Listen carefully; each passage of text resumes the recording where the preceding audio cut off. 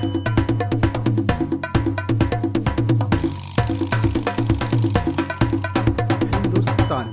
Tales and talks, गाथाओं और गपशप के इस चैनल में आपका स्वागत है। नमस्कार, मैं संजय कुमार। कल्पना कीजिए कि सदी पहले गाड़ा गया कालपात्र जब सदियों बाद या फिर प्रलय के बाद खोद कर बाहर निकाला जाएगा तो उसमें कुछ खास हिंदुस्तानी चीजों के बारे में क्या परिचय और उनके क्या विवरण निकल सकते हैं। लाठी बांस नामक झाड़ी से बनाया गया ये लंबा बेलनाकार टुकड़ा है।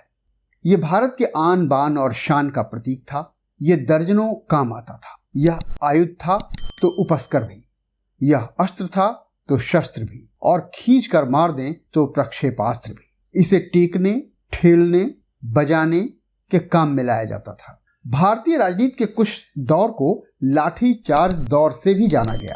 कभी इसे इमरजेंसी कहा गया तो कभी आरक्षण विरोध।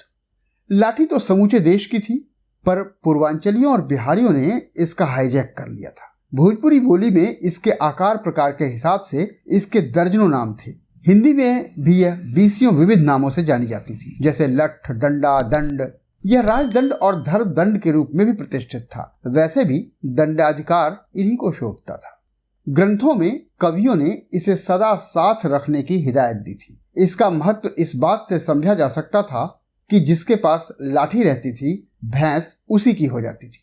जो काम लर्नेड नहीं कर सकते थे, लठैत चुटकियों में कर देते थे। अगर किसी का काम सजता नहीं था, रुचता नहीं था, तो डंडा या लठ बजाना आम बात थी। कोई काम सीधी तरह न हो तो लाठी को उचित जगह देने या बजाने से बेहद आसान और मिनटों में हो जाता था। हर कालखंड में गलती करने वाले को दंड देने का प्रावधान रहा है, पर दंड कहाँ को देते थे ये पता नहीं। अलग अलग कालखंड में इसकी भिन्न भिन्न महत्ता रही है। पुलिस का यह आभूषण था तो मास्टर जी का शिक्षा उपकरण।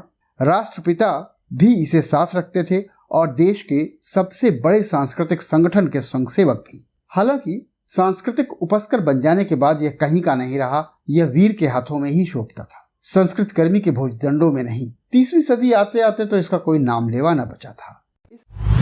इस एपिसोड में यहीं तक। आपने समय दिया, धन्यवाद। आपको हमारी पेशकश कैसी लगी कमेंट में लिखिएगा जरूर। आपको तो पता ही होगा, अनलिमिटेड इंडियोलॉजी का यूट्यूब पर एक ही पता है, हिंदुस्तानियम टेल्स एंड टॉक्स।